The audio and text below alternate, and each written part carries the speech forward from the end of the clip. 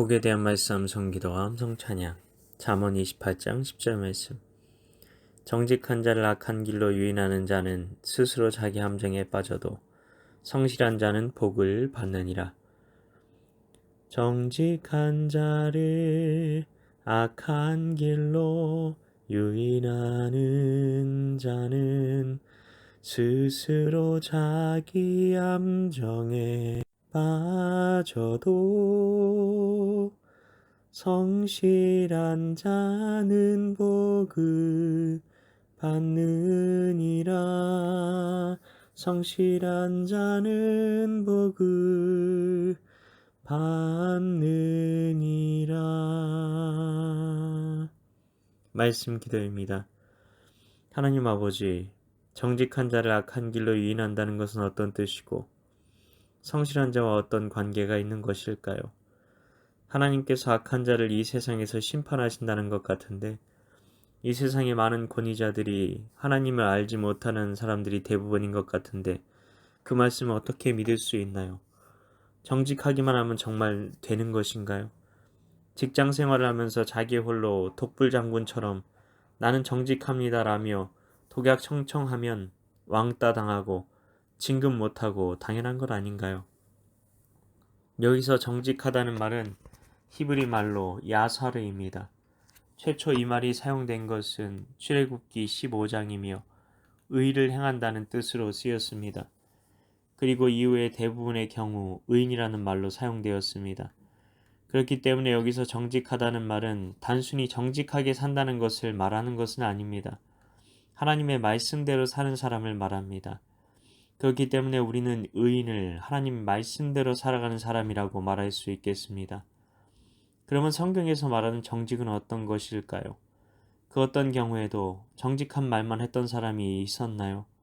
놀랍게도 성경에 정직이라는 말을 검색해보면 하나님을 경외해서 하나님의 의를 행하는 것이라고 되어 있지 진실만을 말하는 것을 정직이라고 하지 않는다는 것입니다. 결국 하나님의 말씀을 하나님의 뜻대로 행하는 것이 정직이라는 것입니다. 우리는 다윗이 정직하지 않게 행한 것 같은 상황들을 봅니다. 침을 질질 흘리면서 미친 척을 하기도 하고 자신이 블레셋과 다른 편에 있으면서도 블레셋 편인 것처럼 가장을 하기도 하고 이런 것을 어떻게 이해해야 하느냐 하는 문제가 있습니다. 중요한 것이 있습니다. 이것은 전쟁 가운데 허용된 전략이었다는 것입니다. 일종의 게임과도 같은 겁니다. 우리가 체스나 바둑을 둘 때 자신의 전략을 말해주면서 하지 않습니다.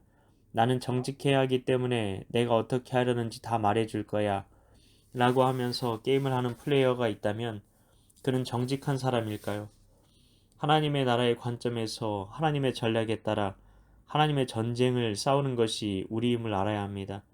그런 의미에서가 아니면 라합이 정탐꾼들을 숨겨주기 위해 추격자들이 헛걸음을 하도록 한 말이 거짓말이라며 비난해야 할 겁니다. 항상 하나님의 편에서 하나님의 사람들에게 유익하게 하기 위해 하나님의 나라가 이기게 하기 위해 하는 말이라면 그것은 전략이지 거짓말이 아니라는 것입니다. 그건 일종의 바둑에서 돌을 하나 놓는 것과 똑같은 겁니다. 이때 하나님께서 주시는 마음의 귀를 기울여 하나님께서 어떻게 돌을 놓기 원하시는지 하나님의 마음의 귀를 기울인다면 이것이 하나님 보시기에는 의를 행하는 정직이라는 겁니다. 이런 사람이 하나님을 경외하는 사람이라는 겁니다. 그런데 이렇게 하나님의 뜻대로 살려고만 하는 사람도 미혹될 수 있다는 겁니다.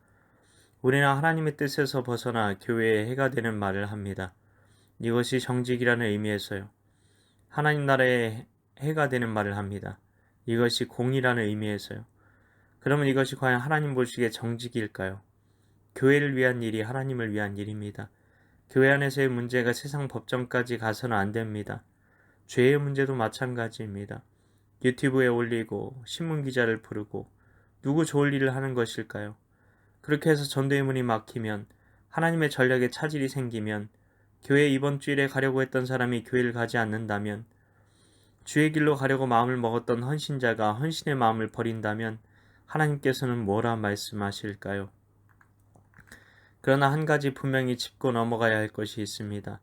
죄의 문제라면 그건 교회 내부에서 철저하게 검증하여 말씀에 근거하여 철저한 판단이 내려져야 한다는 겁니다. 그리스도의 몸된 교회를 내 죄의 문제로 인해 시험에 들게 한 것에 대해 통회에 자복하며 자성하는 시간을 가져야 하고 그에 마땅한 징계가 모든 성도들이 수긍할 수 있게 내려져야 합니다. 특히 지도자의 죄의 문제는 더 철저하게 다뤄져야 합니다. 은혜란 이름으로 그냥 두루뭉술하게 넘어가서는 안 되는 겁니다. 하지만 여기서 한 가지 더 중요한 것이 있습니다.